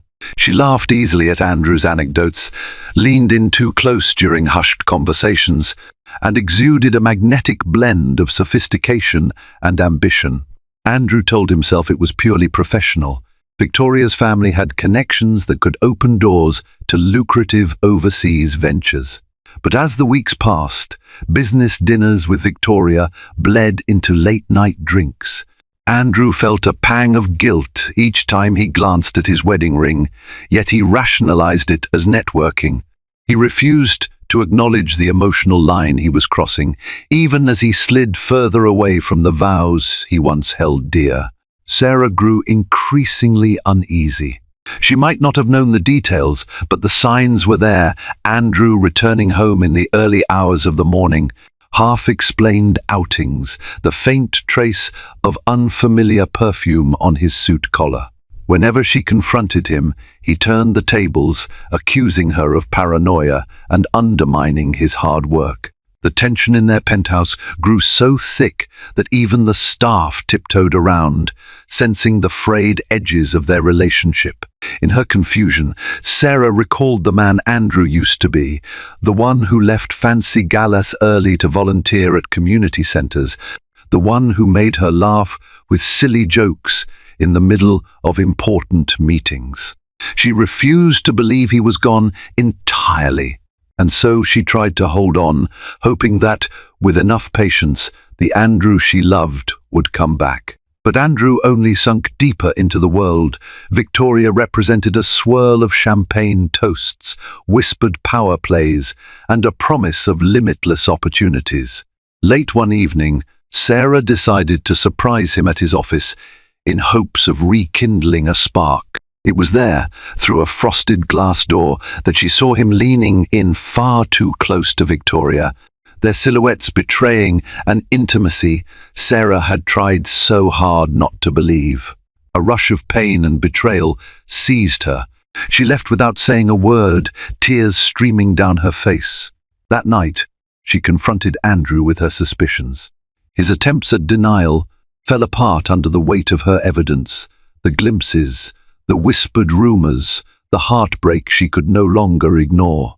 Their argument escalated until Sarah, her voice quivering, announced she was leaving. She packed a suitcase with trembling hands as Andrew stood frozen, offering apologies too little, too late. The days that followed were a blur of regret and self-recrimination for Andrew. He told himself he hadn't meant to cheat, that he was simply caught up in the seduction of success and validation. But no excuses could erase the image of Sarah walking away with her suitcase and teary eyes. Suddenly, the penthouse felt like a mausoleum filled with reminders of a life he'd taken for granted. Victoria tried to fill the void, offering him lavish parties and glamorous weekends. Yet her world, once so alluring, began to feel hollow. Guilt gnawed at Andrew's conscience, and the high-stakes deals he had once craved felt empty without Sarah's grounded perspective. He caught himself flipping through photos of them hiking in upstate New York, stargazing on a rustic cabin getaway, or simply laughing over a slice of pie at a tiny diner. In those images, he was reminded of the man he used to be, the man Sarah had helped him become. Still, pride kept him from chasing after her immediately. He reasoned that maybe she needed space, or that his apologies would fall on deaf ears. The rationalizations did nothing to temper his growing desperation, especially at night when he lay awake in the penthouse, haunted by the absence of her laughter in those empty rooms. Sarah, meanwhile, moved into a modest Upper West Side apartment. It was a far cry from the luxury she had left behind, but it offered a solace she desperately needed. Throwing herself into her charitable work, she tried to find meaning in the midst of heartbreak. Little did she know, her life was about to shift once again when she discovered she was pregnant, a discovery that would force her to decide whether Andrew deserved to be part of this new chapter or not. Sarah's pregnancy tested every ounce of her resolve. She recalled how she and Andrew once spoke fondly of having children, imagining laughter filling the hallways and weekend picnics in Central Park. Now, that dream was laced with betrayal, and the father of her child was someone she barely recognized.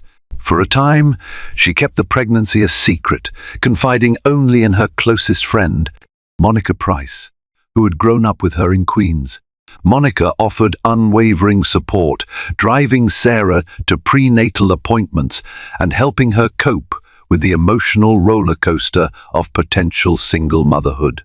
Sarah debated whether to tell Andrew, uncertain if it would complicate an already painful situation. Ultimately, she decided to focus on her baby's well-being first. Yet life has a way of revealing secrets at the least convenient times.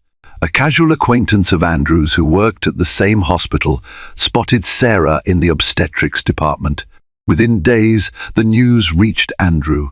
Fear, excitement, and regret coursed through him all at once. He called every mutual friend, desperate to find confirmation. Was the baby truly his?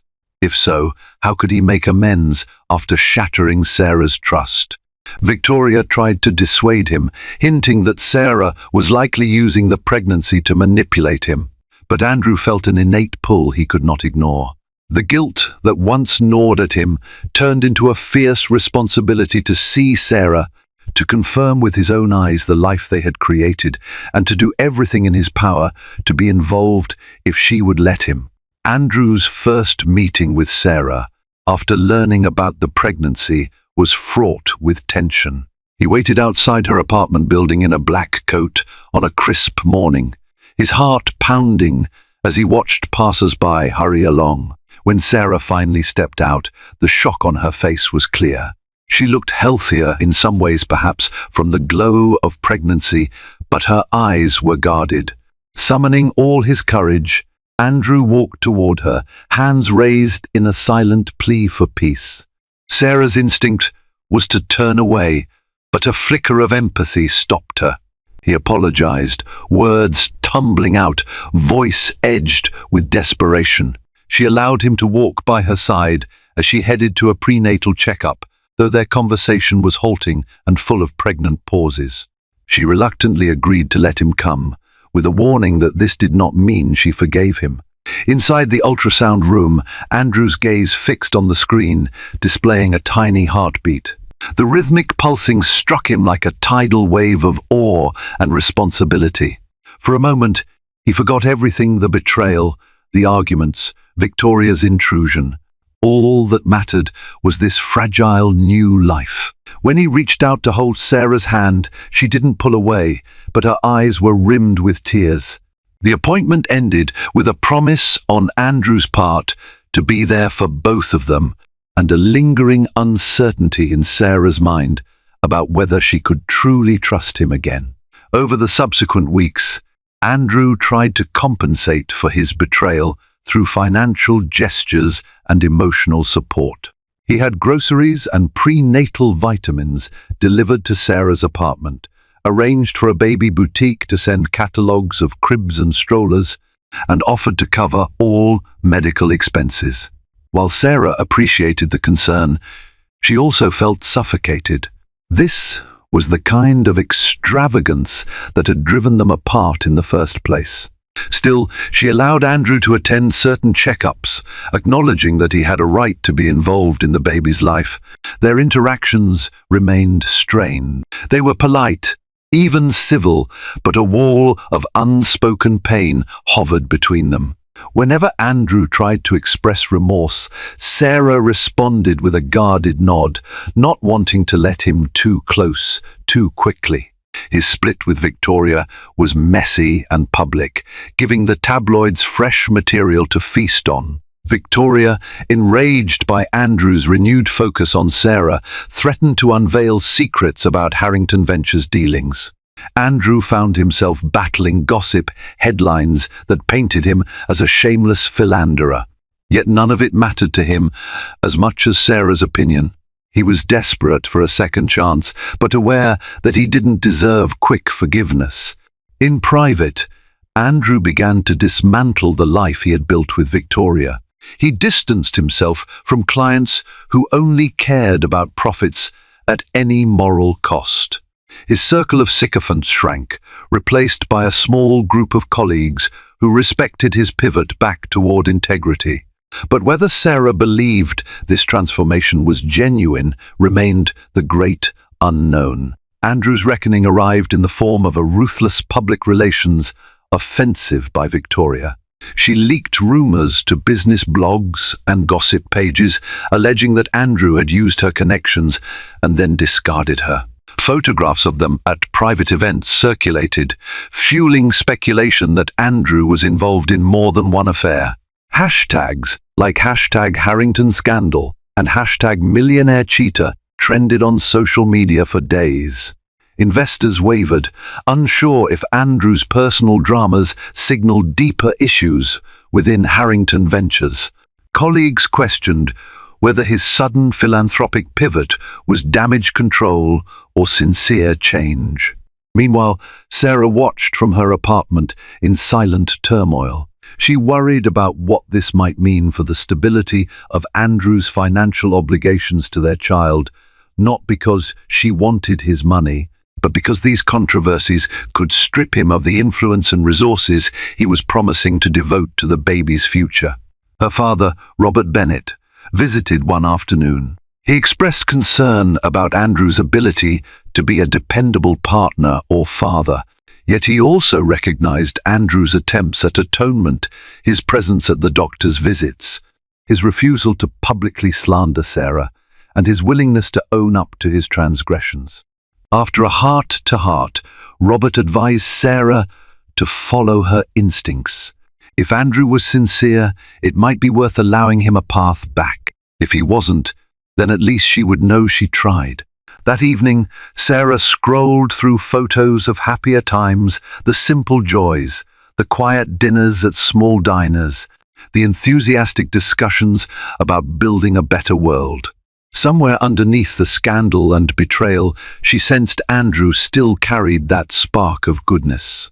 The question was whether it was strong enough to overcome the wreckage he had created.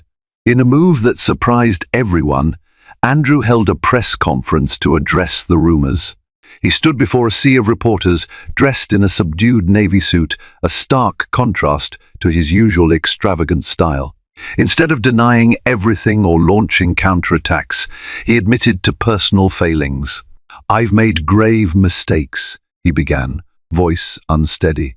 "I lost sight of the values I once held dear, and in the process, I hurt people who trusted me." He paused, breathing deeply. "I'm not here to shift blame or make excuses. I'm here to acknowledge my faults and to try and rebuild with honesty and humility." He offered no salacious details, nor did he mention Sarah's pregnancy, protecting her privacy and that of their unborn child.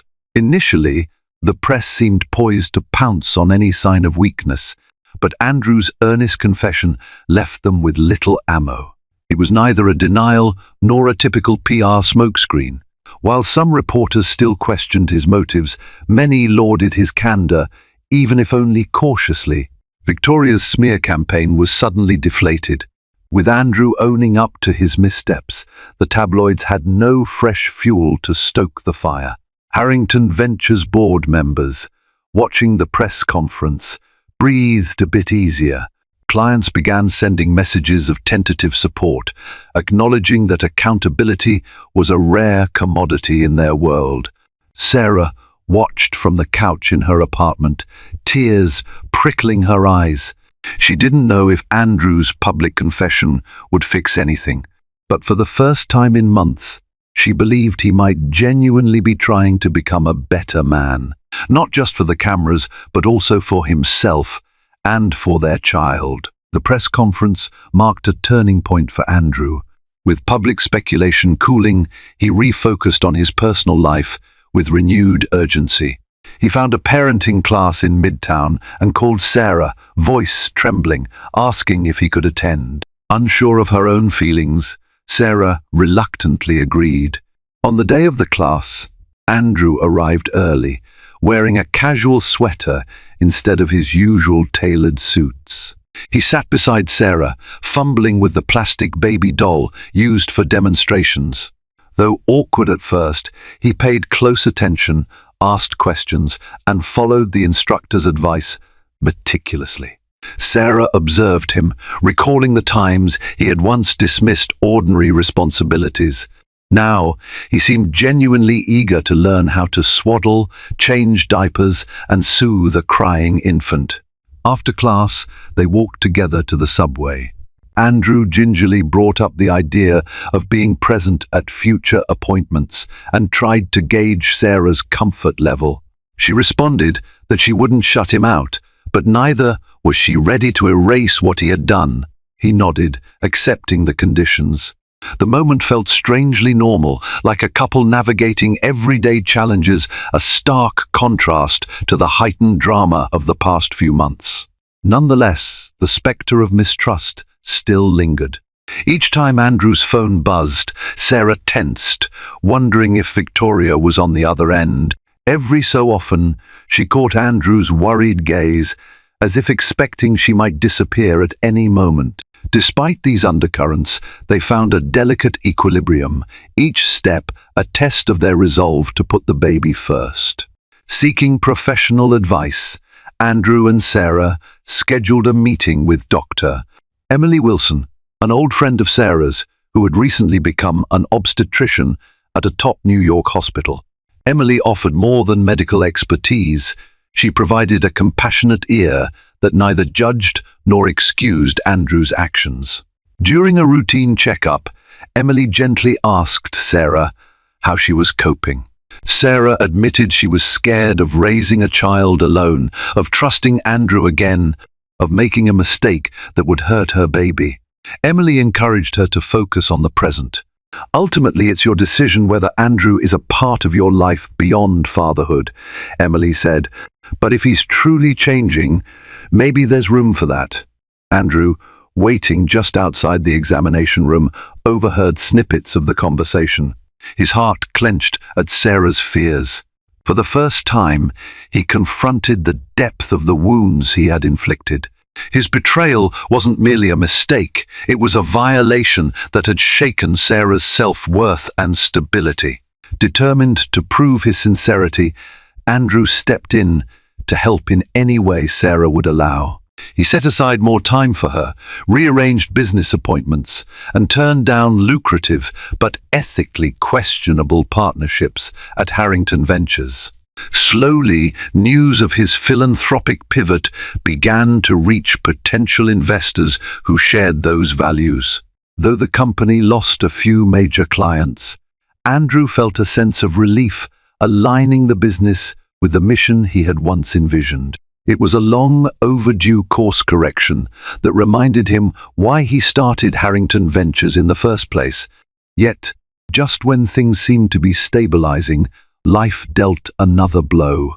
During her third trimester, Sarah started experiencing severe headaches and noticed swelling in her hands and feet. Fearing preeclampsia, Emily ordered immediate tests.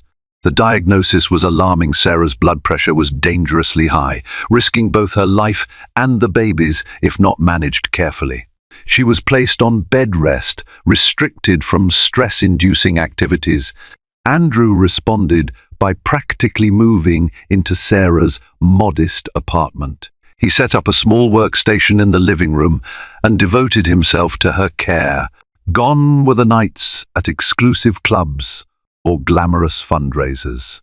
Instead, he measured Sarah's blood pressure multiple times a day, cooked low-sodium meals, and recorded every detail for Emily to review.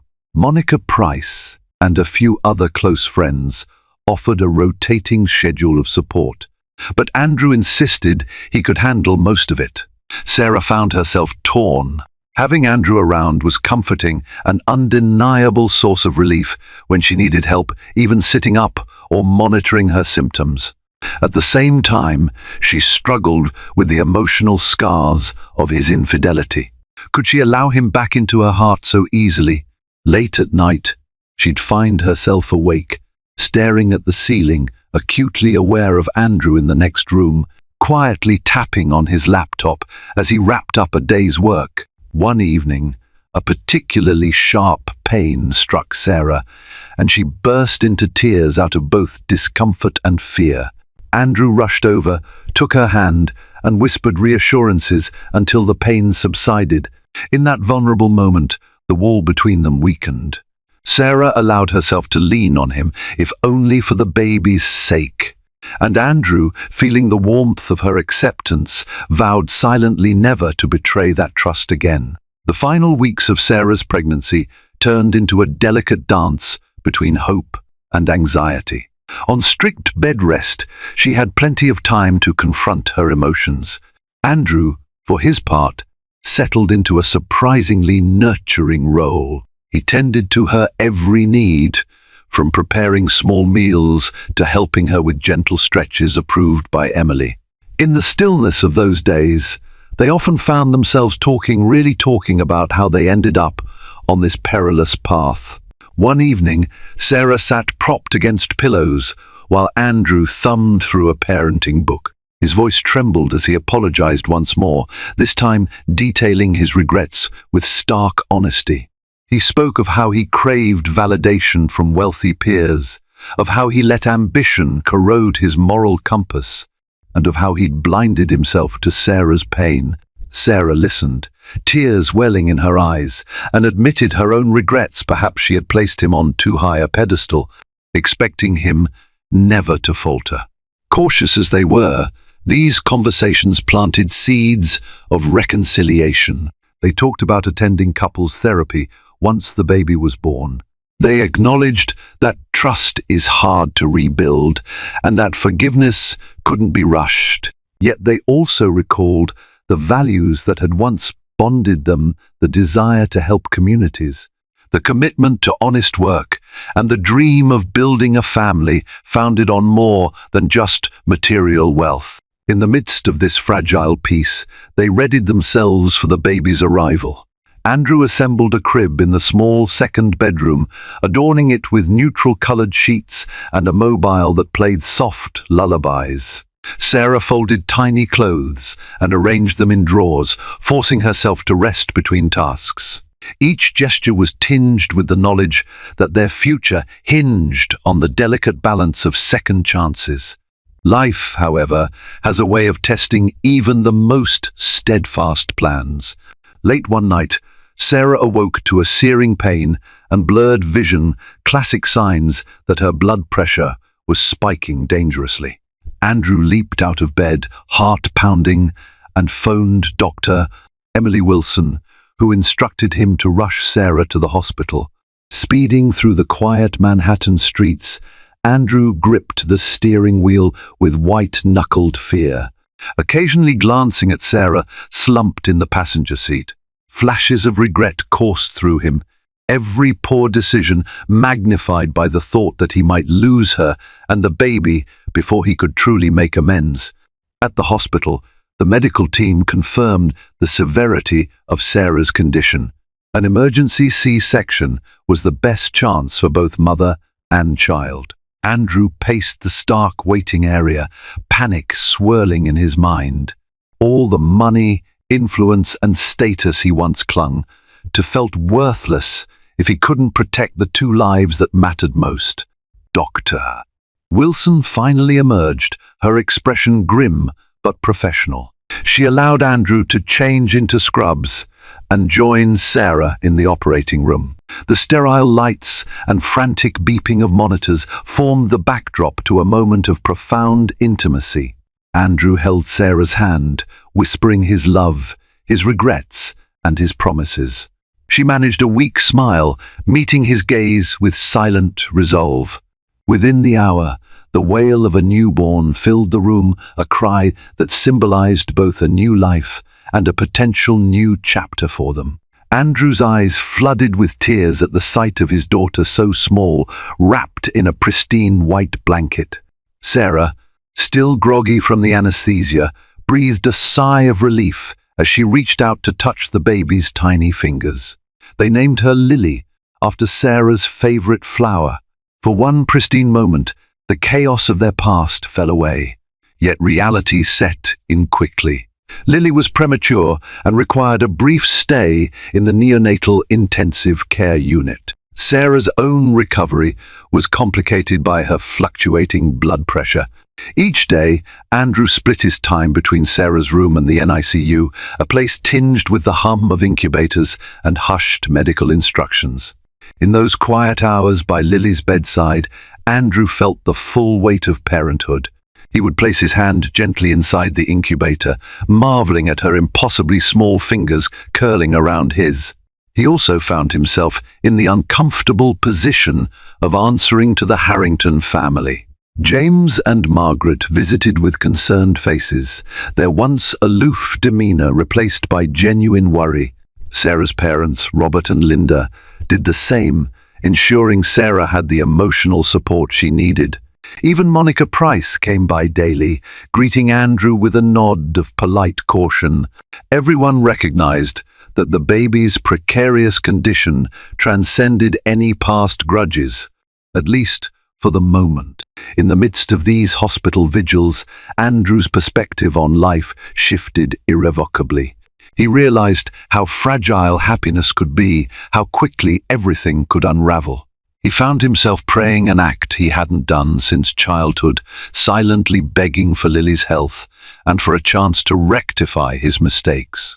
With each day that Lily grew stronger, Andrew felt a cautious optimism take root in his chest. Eventually, Sarah was discharged, though Lily needed a few more days under medical supervision. Andrew set up everything back at Sarah's apartment, determined to make her transition easier. He helped her navigate postpartum instructions, check her blood pressure regularly, and rest as much as possible. They had never been so physically close in months. Yet this time, intimacy wasn't about romance. It was about survival, healing, and the unspoken mutual desire to be there for Lily. Differences still surfaced, moments where Sarah recalled his betrayal and bristled when Andrew tried to comfort her. But they found ways to talk it out, or at least set tensions aside for Lily's sake. When their daughter was finally released from the NICU, Andrew drove Sarah to the hospital with a car seat securely installed, triple-checking every strap. His hands trembled as he carried Lily out of the hospital for the first time, placing her carefully in the car seat with Sarah's watchful eyes on him. The short drive back felt like a milestone, the city lights flashing by as if to welcome Lily into a new reality. Once inside the apartment, they introduced Lily to her nursery, a simple, cozy room decorated with soft pastel colors and a mobile of dancing stars. Sarah rested on the couch, her face a mixture of exhaustion and relief, while Andrew gently laid Lily in her crib. He turned to Sarah, taking her hand. A year ago, he would have pictured this moment in a sprawling penthouse with staff on call. Now he realized that love thrived in the small, heartfelt corners of life, not in marble floors or sky-high views. The subsequent days were filled with sleepless nights and endless feedings. Lily's soft cries woke them at odd hours, and they took turns comforting her. Andrew absorbed each moment with a sense of gratitude, cherishing the chance to change diapers and rock his daughter to sleep. Sarah was cautious in her trust, but she couldn't deny the comfort of having a partner to shoulder the workload. Gradually, conversations about their relationship began to resurface, this time with a hint of hope. They agreed to couples counseling, unwilling to sweep past hurts under the rug. Their first session was tense, both grappling with unresolved anger and guilt. Andrew spoke about his destructive quest for validation, his susceptibility to flattery, and how he had neglected Sarah's emotional needs. Sarah recounted how alone she felt, especially when she had warned him about Victoria, only to be dismissed and ridiculed. The therapist guided them to see that while Andrew's actions were undeniably damaging, their marriage might still recover if they both committed to honesty and empathy. They left the session drained, but also united in a shared resolve to keep trying. Small gestures became symbolic, Andrew bringing Sarah tea before she even asked, Sarah inviting Andrew's parents for a low-key dinner so they could see Lily's progress, and Andrew stepping away from high-stake business deals that clashed with his newfound priorities. As Lily gained weight and started to coo in recognition of their faces, Andrew and Sarah found glimmers of the partnership they once had. It was neither easy nor perfect, but it felt real, based not on illusions of grandeur, but on the raw, unfiltered reality of building a family. News of Andrew's transformations trickled through his professional network, while some high-powered individuals scoffed at his renewed dedication to philanthropy. Others admired it. A handful of ethically minded investors reached out to Harrington Ventures, intrigued by the possibility of profitable but socially responsible endeavors. This alignment of business success with personal values reignited Andrew's passion for work in a way that chasing purely profit-driven deals never had. With finances somewhat stabilized, Andrew was free to spend more time with Sarah and Lily. Afternoons found him reading books on newborn care or helping Sarah tidy up the nursery. Even simple activities like folding Lily's tiny clothes became a shared moment of tenderness.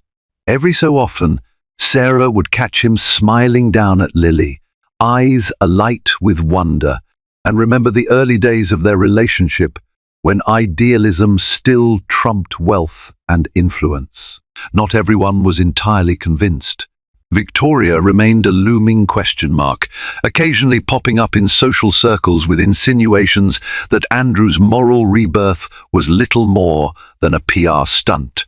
But as her bitterness found fewer sympathetic ears, she quietly faded from the limelight.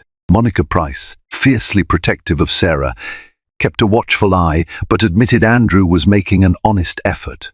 At times, Sarah still wrestled with pangs of doubt. She feared letting her guard down only to be hurt again. But each day that Andrew remained consistent in his actions, attending counseling, contributing to the household, prioritizing Lily, chipped away at her reservations. Their progress was fragile but tangible, like a carefully mended vase that still held the power to hold water. Months slipped by. Lily grew stronger and more alert, eventually giggling at silly faces Andrew made. He reveled in fatherhood, celebrating each tiny milestone from her first babbles to her attempt at rolling over. In those moments, Sarah saw a glimpse of the Andrew she had fallen in love with, earnest, devoted, and full of wonder at life's simplest joys. Therapy sessions evolved from dissecting past traumas to envisioning a future together. They discussed how to balance Andrew's business pursuits with Sarah's charitable ambitions. They created boundaries to ensure neither felt overshadowed by the other's obligations. Andrew hesitantly suggested one day moving into a more family-friendly home, maybe not the ostentatious penthouse, but somewhere with a little yard for Lily to play in. Sarah was open to the idea, but only after they had fully re-established trust. Their families took note of the changing dynamic. Robert Bennett, once wary, acknowledged Andrew's dedication during a casual dinner where he saw Andrew skillfully juggle cooking and tending to a fussing Lily. Margaret Harrington, initially frosty to Sarah, showed unexpected softness when she visited and found Sarah reading bedtime stories to Lily. She seemed almost bewildered at how different yet endearing Andrew's new lifestyle was compared to the glittering soirees she was used to hosting. Amid these subtle triumphs, there were still tense days. Business emergencies, sleepless nights with Lily, and the inevitable resurfacing of painful memories tested their fragile truce. But each challenge they weathered seemed to add another stitch to the tapestry of their renewed relationship, binding them closer in shared purpose. On Lily's first birthday, they decided to hold a modest gathering in Sarah's apartment by choice. Andrew's penthouse remained empty, a silent testament to his old life. Family and a few close friends crowded into the small living room, balloons bobbing near the ceiling. Lily, seated in a high chair, stared curiously at the single candle on her tiny cake. She smashed her chubby hands into the frosting, eliciting laughter from all sides. Margaret Harrington, who had arrived in a subtly elegant dress, looked slightly out of her comfort zone amid the casual setting. Yet as Lily squealed with delight, something in Margaret's demeanor softened. James Harrington, stoic as ever, quietly took Andrew aside to say, "I'm proud of you, not just for turning your business around, but for this," gesturing at Lily and Sarah. Sarah's parents were overjoyed, snapping photographs of Lily's every move. Monica Price teased Andrew for wearing an apron that said #OneDad. Friends they had met through their philanthropic work mingled with Andrew's more business-oriented acquaintances. Remarkably, the atmosphere was warm and free of the pretense that often weighed down Harrington events. As the night wound down and guests trickled out, Andrew and Sarah found themselves sitting on the floor, Lily babbling between them. The apartment was strewn with wrapping paper, half-eaten cake, and an array of baby toys. They locked eyes, sharing a look of gratitude that words could never capture. Andrew leaned in, pressed a gentle kiss to Sarah's temple, and whispered, "Thank you for letting me be a part of this." With tears glistening, Sarah reached out to caress Lily's soft hair. In that serene moment, they both understood that love is not about perfection, it's about redemption, choices, and the willingness to try again when everything seems lost. A year after Lily's birth, the rhythms of Andrew and Sarah's life had settled into something both comforting and new, an everyday serenity they could scarcely have envisioned during their darkest days. Gone were the flashbulb-spangled nights of lavish penthouse parties or the stinging echoes of betrayal. In their place bloomed a quieter routine, shaped by bottles, diaper changes, and a young family learning to navigate the world together. Andrew still steered Harrington Ventures, but he no longer treated his business like an all-consuming empire. Much to his own surprise, he actually loved the balance he had found. In the early mornings, he would rise to quietly answer emails before the rest of the household stirred. Then he'd take Lily in his arms when she woke, giving Sarah an extra half-hour to sleep. This simple act of fatherhood, feeling Lily's small head nestle against his chest, brought a level of fulfillment that no boardroom victory ever could. Sarah, too, was experiencing a personal renaissance. Her brush with preeclampsia had ignited a deep passion for advocating maternal and infant health. She volunteered with local non-profits in the city, sharing her story to highlight the challenges women can face during pregnancy. She found herself invited to speak at community centers, sometimes accompanied by Andrew, who would watch proudly from the front row, Lily perched on his lap. Where once they had struggled to find common ground in their professional goals, they now discovered an easy partnership. Andrew used his network to assist these non-profits, while Sarah's first-hand experiences lent an authentic, compassionate edge to their cause. They still lived in Sarah's cozy apartment. Although Andrew's penthouse remained his property, too complicated to sell and too painful to inhabit, it stood mostly empty, a silent reminder of the life he had left behind. Occasionally, Andrew would feel a pang of guilt when he thought of it, recalling the nights he spent there with Victoria. Yet those memories were slowly overshadowed by the gentler tapestry of his new life. Lily's first smile, the sound of Sarah humming lullabies during late-night feedings, the shy way she sometimes let him hold her after a particularly stressful day. Therapy continued to be a vital part of their journey. They sat on a comfortable leather sofa in a neutral-toned counseling office every other week, the same place where they had once hashed out the most painful truths of Andrew's infidelity. Over time, these sessions transitioned from urgent crisis management to more subtle tune-ups of communication. They discussed parenting strategies, personal boundaries, and strategies to maintain the newfound trust they had worked so hard to rebuild. Their therapist often remarked on how rare it was for couples to survive such a devastating blow and emerge even stronger, but in truth, Andrew and Sarah knew the journey wasn't about emerging unscathed. It was about living with their scars, hand in hand, and using those scars to build a better foundation. Meanwhile, Lily's growth served as a symbol of their own resilience. She was now toddling around the apartment, clutching onto furniture for stability. Her big milestone that month was learning to say Mama and Dada, though her excited babbling sometimes resulted in adorable near words that made both parents laugh. One afternoon, Andrew knelt down to help her take a few wobbly steps while Sarah snapped photos on her phone. The squeals of joy echoing in their small living room felt like the purest soundtrack of redemption. As Lily's first birthday approached, they decided to host the celebration in Sarah's apartment by choice. It was a reflection of their new values, modest, heartfelt, and inclusive. The day of the party was warm and bright, sunlight streaming in through the windows. Multicolored balloons bobbed near the ceiling, and a small cluster of friends and family squeezed into the living room. Margaret Harrington arrived in a casual dress, still unaccustomed to the tight quarters, but determined to be a part of her granddaughter's special day. James Harrington ambled in behind her, a small stuffed bear, clutched somewhat awkwardly in his large hand, a gift he had picked out himself.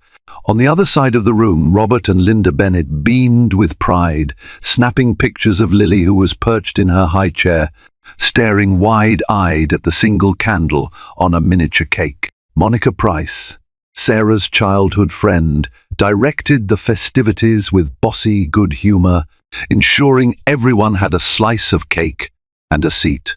When Lily smashed her tiny hands into the frosting, squeals of laughter broke out among the guests. For a moment, Andrew stood to the side, taking in the scene, the swirl of loved ones, the blur of bright balloons, the messy triumph of Lily's first birthday. He thought about how different this gathering was from the glittering galas of the Harrington estate, and how infinitely more meaningful it felt. At one point during the celebration, James drew Andrew aside. The once imposing real estate mogul looked slightly smaller, as though time and introspection had gentled his bearing.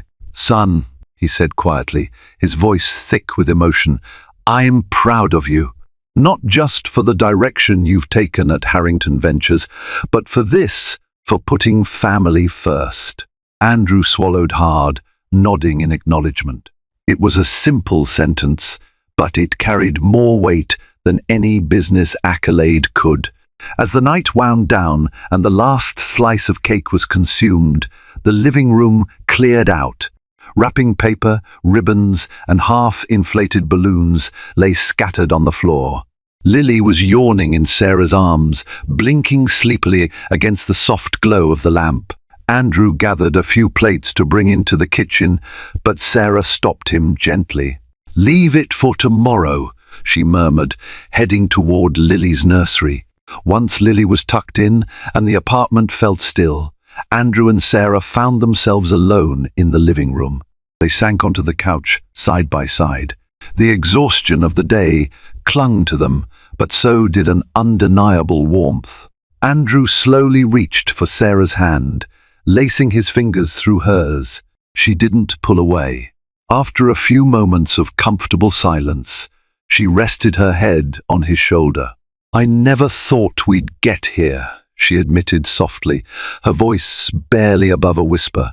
Andrew turned to look at her, love and gratitude written plainly across his face. "Me neither," he answered, brushing a stray strand of hair behind her ear. "But I'm so grateful we made it." In that moment, the entire past, his betrayal, her heartbreak, the sleepless nights in the hospital, the tense therapy sessions settled like dust on a windowsill, still visible but no longer the forefront of their lives. What took center stage was a newly forged bond, delicate but strong, rooted in the profound honesty they had learned through pain. A few days later, Andrew suggested they revisit the little diner in Queens, where they used to share late-night slices of pie during their college days.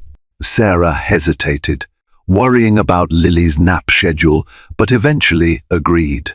Together, they buckled Lily into her car seat and drove across town, passing skyscrapers and bustling sidewalks. The neon sign of the diner flickered in the twilight, just as it had all those years ago. Sliding into the same booth, the three of them drew curious looks from the regulars. Lily was all wide eyes and grabbing hands, curious about the laminated menu. Andrew and Sarah smiled sheepishly at each other. They ordered 2 slices of apple pie, an old favorite, and took turns feeding Lily small spoonfuls of mashed fruit. The sweetness of the pie mingled with memories of who they once were and the promise of who they were becoming. In that simple booth, Andrew felt his heart swell with an unaccustomed peace. He watched Sarah gaze adoringly at their daughter, then steal a glance at him with a look that was no longer marred by sadness. He found her hand beneath the table, and their fingers interlocked, warm, familiar, and safe. There, in the heart of Queens, with neon lights buzzing and plates clinking in the background, they finally let themselves believe in a future they would create together, redeemed, reshaped, and infinitely precious. They had come a long way from the betrayals and heartbreak that once threatened to tear them apart. Each moment spent rebuilding trust was like adding another stitch to a tapestry of second chances. Their renewed bond, although hard-won, was richer for having been tested. And as Lily giggled in Sarah's arms, Andrew knew that sometimes the greatest fortune in life wasn't measured in bank accounts or penthouse views, but in the small, loving moments shared around a simple diner table, a family brought together by both tragedy and grace, determined to cherish every moment they had been given. Thank you for joining us on this emotional journey of redemption, heartbreak, and the power of second chances. Andrew and Sarah's story is a testament to the resilience of love, even in the face of betrayal, and a reminder that sometimes life's most valuable lessons come wrapped in painful experiences. Through their trials, they learned that honesty, humility, and genuine effort can pave the way to healing wounds once thought irreparable. If this tale resonated with you, please consider supporting our channel by liking this video, sharing it with friends who love dramatic real-life fiction, and subscribing to stay updated on future stories. Your engagement means the world to us and helps us continue creating content that explores the complexities of love, trust, and the human heart. Thank you for watching, and we look forward to sharing more powerful stories with you soon.